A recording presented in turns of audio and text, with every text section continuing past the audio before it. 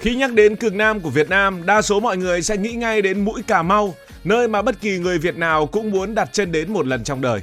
Nhưng thật ra nếu nhìn kỹ hơn trên bản đồ, nhích một chút ra phía đông nam, ta sẽ thấy một cụm đảo nhỏ như một chấm ngoài biển khơi. Một dấu chấm bé thôi nhưng lại mang giá trị lớn đến mức khiến cả đất nước phải đầu tư những dự án hạ tầng thuộc vào loại chưa từng có. Đó chính là đảo Hòn Khoai. Một hòn đảo mà nếu chỉ nhìn bằng mắt thường chúng ta sẽ thấy nó rất bình dị. Nhưng nếu nhìn bằng con mắt của lịch sử, bằng góc độ quốc phòng, bằng tư duy kinh tế, Hòn Khoai bỗng trở thành một mảnh ghép quan trọng trong chiến lược vươn ra biển lớn của Việt Nam theo cả nghĩa đen và nghĩa bóng. Ngày hôm nay chúng ta sẽ tìm hiểu về đảo Hòn Khoai, từ vị trí địa lý đến những điều ít người biết về dân cư, hệ sinh thái, rồi đến 3 dự án rất lớn đang được triển khai. 3 dự án mà chỉ cần hoàn thành một phần thôi cũng đủ để đưa Cà Mau bước sang một trang mới. Chào mừng đến với bình luận viên Hải Thanh Story. Vậy đảo Hòn Khoai nằm ở đâu? Đảo Hòn Khoai trước kia còn có tên là Hòn Giáng Hương hoặc là Hòn Độc Lập. Tới khi Việt Nam bị thực dân Pháp xâm lược, Hòn Khoai có tên gọi là Paulo Obi. Tuy nhiên người địa phương vẫn quen gọi là Hòn Khoai, đơn giản vì nhìn từ trên cao, hòn đảo này có hình dạng giống hệt như một củ khoai khổng lồ. Quần đảo Hòn Khoai có diện tích khoảng 4,7 km vuông. Đỉnh của hòn cao 318 m so với mặt nước biển. Trên đảo có một tháp hải đăng, cư dân sinh sống chủ yếu bằng nghề đánh cá. Đảo này không chỉ là danh lam thắng cảnh, Hòn Khoai còn là di tích cách mạng nổi tiếng của miền Tây Nam Bộ. Trên đỉnh Hòn Khoai, cạnh ngọn hải đăng, có tấm bia ghi sơ lược cuộc khởi nghĩa Hòn Khoai gắn liền với tên tuổi của nhà giáo, nhà báo, nhà cách mạng Phan Ngọc Hiển cùng nhiều chiến sĩ của ông ngày 13 tháng 12 năm 1940. Hòn Khoai cách đất liền khoảng 15 cây số hướng về phía đông nam của mũi Cà Mau. Nếu đứng trên đất mũi vào một ngày trời trong, nhìn thẳng ra biển, người ta sẽ thấy những vệt xanh đậm nổi lên giữa làn nước. Đó chính là cụm đảo Hòn Khoai. Cụm đảo Hòn Khoai gồm có 5 hòn đảo lớn nhỏ khác nhau.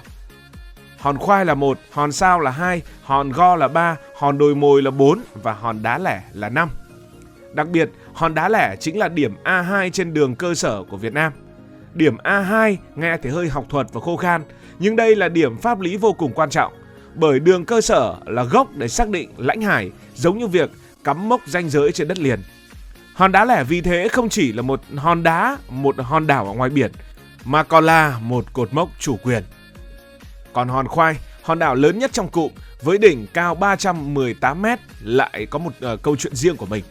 Con số này đủ biến để cả hòn đảo trở thành một vọng các tự nhiên, có thể quan sát rộng ra vịnh Thái Lan và những tuyến tàu thuyền quốc tế. Điều thú vị là Hòn Khoai lại sở hữu nguồn nước ngọt tự nhiên. Điều này là rất hiếm với các đảo ngoài khơi. Hồi xưa mỗi mùa khô, bà con đất mũi thường đi ghe ra đảo lấy nước ngọt mang về dùng. Nước ngọt trên đảo chảy ra từ những khe đá nằm sâu trong những khu rừng nguyên sinh nhỏ nhưng lại vô cùng quý giá. Về mặt dân số, người ở trên đảo chủ yếu là bộ đội, kiểm lâm, nhân viên trạm hải đăng, lực lượng chức năng. Nhịp sống trên đảo yên tĩnh, đều đặn và kỷ luật, đúng chất của một hòn đảo tiền tiêu. Toàn bộ khu vực xung quanh Hòn Khoai thì rộng khoảng 1.200 km vuông. Đây là một vùng biển rất quan trọng của cả nước. Mỗi ngày, hàng trăm tàu thuyền đi ngang qua trục hàng hải nối Ấn Độ Dương vào Biển Đông, từ Malaysia, Singapore đi đến những nơi khác. Và Hòn Khoai thì nằm ở ngay đó như một người gác cổng lặng lẽ. Vậy vì sao Hòn Khoai lại quan trọng đến thế? Trong hệ thống phòng thủ và phát triển quốc gia, ai cũng biết hai cực đầu cuối của bản đồ luôn đặc biệt quan trọng. Chúng ta hãy nói đến phần cuối, tức là phía Nam. Một trong những điểm cuối cùng mà Việt Nam nhìn ra vịnh Thái Lan chính là Hòn Khoai. Hòn Khoai nằm ở nơi giao nhau của vùng biển Tây Nam, giao với tuyến tàu quốc tế đi qua hàng ngày và cũng là cửa ngõ thông thương của cả đồng bằng sông Cửu Long.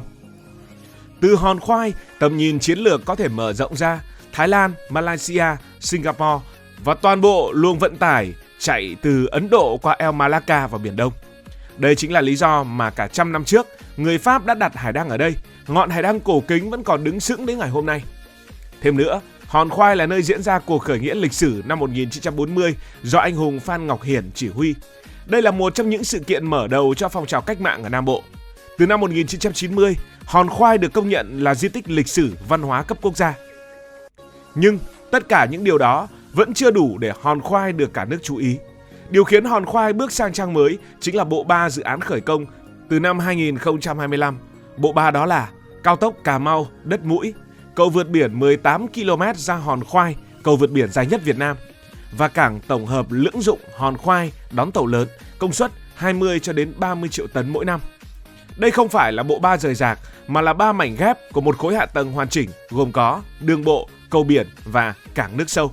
Hãy nói đến từng công trình một. Đầu tiên là cao tốc Cà Mau - Đất Mũi. Với sự xuất hiện của cao tốc này, việc di chuyển đến Đất Mũi sẽ trở nên nhanh hơn, mượt mà và ổn định hơn thay cho những con đường nhỏ vòng vèo đi qua rừng nước. Cao tốc này sẽ kết nối trực tiếp với hệ thống cao tốc Bắc Nam, nghĩa là từ Hà Nội có thể đi xuống Đất Mũi bằng cao tốc, từ thành phố Hồ Chí Minh, Long An, Cần Thơ, Bạc Liêu, Cà Mau cũng đi bằng cao tốc và từ Đất Mũi thì đi thẳng ra biển. Đây là điều chưa từng xảy ra trong lịch sử của vùng cực Nam. Cao tốc chính là bệ phóng để kết nối thẳng với cây cầu vượt biển, một điểm nhấn tiếp theo. Cầu vượt biển ra Hòn Khoai không chỉ là cây cầu vượt biển dài nhất Việt Nam, dài tận 18 km, mà còn nằm trong nhóm những cây cầu biển dài và phức tạp nhất châu Á. Với chiều dài khoảng 18 km, 4 làn xe, tốc độ thiết kế 80 km/h và vốn đầu tư gần 26.000 tỷ đồng. Đây là một công trình có thể nói là mang tầm vóc thế hệ. Nhưng điều khiến nó đặc biệt không chỉ ở con số mà còn ở cái khí chất của cây cầu này. Nó băng qua một vùng biển rộng lớn, nối đất liền tới một hòn đảo và quan trọng hơn, nó biến Hòn Khoai từ một đảo xa bờ trở thành một phần mở rộng của đất liền. Để hiểu tại sao lại cần một mức đầu tư lớn như vậy, ta cần nhìn vào thực tế. Từ trước đến nay, chưa có cầu, muốn ra Hòn Khoai, người dân và lực lượng chức năng đều phải đi tàu. Đi tàu mà chúng ta biết là đi biển ở vùng Khai Long, Hòn Khoai, sóng ở đây thì không hề hiền. Mùa gió trướng sóng rất cao, tàu thuyền gần như bất động.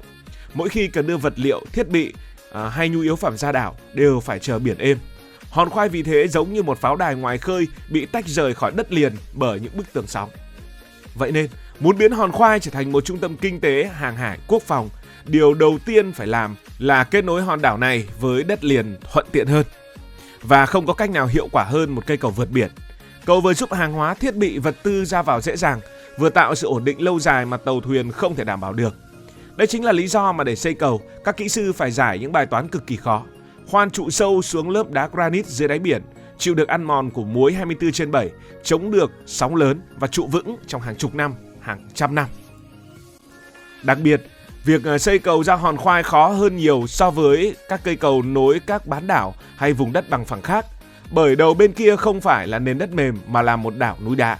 Điều đó yêu cầu kỹ thuật liên kết giữa chân cầu và vách đá sao cho vừa chắc chắn, vừa không phá vỡ môi trường tự nhiên. Và đây là một công trình đặc biệt. Nhưng đổi lại, cây cầu mang ý nghĩa rất rõ ràng. Nó là lời khẳng định rằng Việt Nam lựa chọn Hòn Khoai như một điểm đến chiến lược lâu dài. Khi cầu hoàn thành, Hòn Khoai không còn là hòn đảo phải ra bằng tàu nữa, mà trở thành một bán đảo nhân tạo. Xe tải, xe container, máy móc, vật liệu xây dựng cho đến du khách, tất cả đều có đi thẳng một mạch từ đất liền ra đảo mà không cần phải chờ tàu, không cần phụ thuộc vào con nước hay là thời tiết.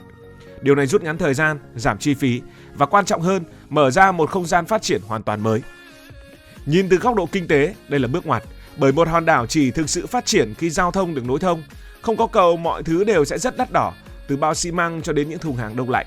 Có cầu rồi thì chi phí giảm mạnh, luồng đầu tư ra vào dễ dàng, có cảng biển lớn để vận hành trơn tru.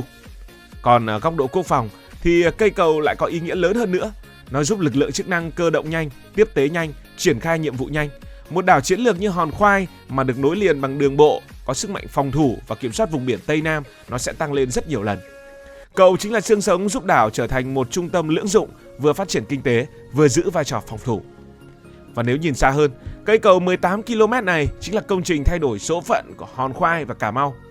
Tỉnh cực Nam từ chỗ cách trở, quanh năm phụ thuộc vào sông Rạch, nay lần đầu tiên kết nối thẳng ra biển bằng một tuyến giao thông hiện đại.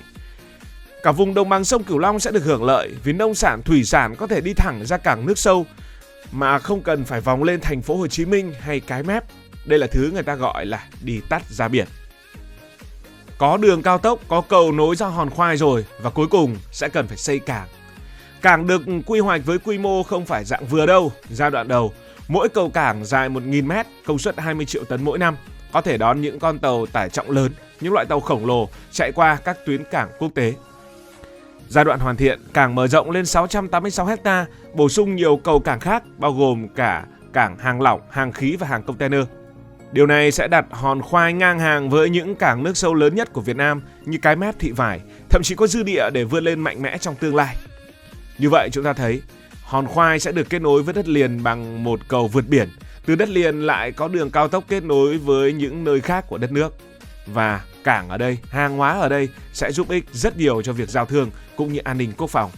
Hòn khoai sẽ giảm tải cho hệ thống cảng ở thành phố Hồ Chí Minh, sẽ giúp nông sản, thủy sản đồng bằng sông Cửu Long đi thẳng ra quốc tế, sẽ thu hút dịch vụ vận tải biển, công nghiệp chế biến, sẽ trở thành cửa ngõ giao thương mới của Việt Nam ở cực Nam.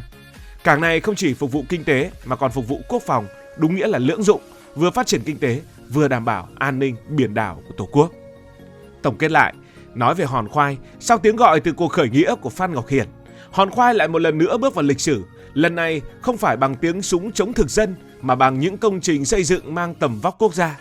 Từ đây, hòn khoai không chỉ là địa danh trong sách giáo khoa mà trở thành một biểu tượng của khát vọng vươn ra đại dương, một cửa ngõ mới của Việt Nam, một trung tâm hàng hải quốc phòng, một tọa độ mang ý nghĩa chiến lược lâu dài.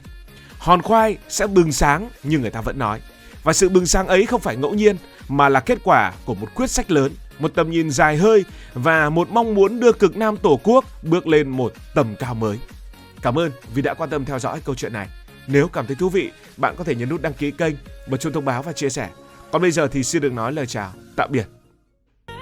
Cảm ơn các bạn đã dành sự đồng hành cùng Hải Thanh Story đi qua những vùng đất, khám phá những điều mới.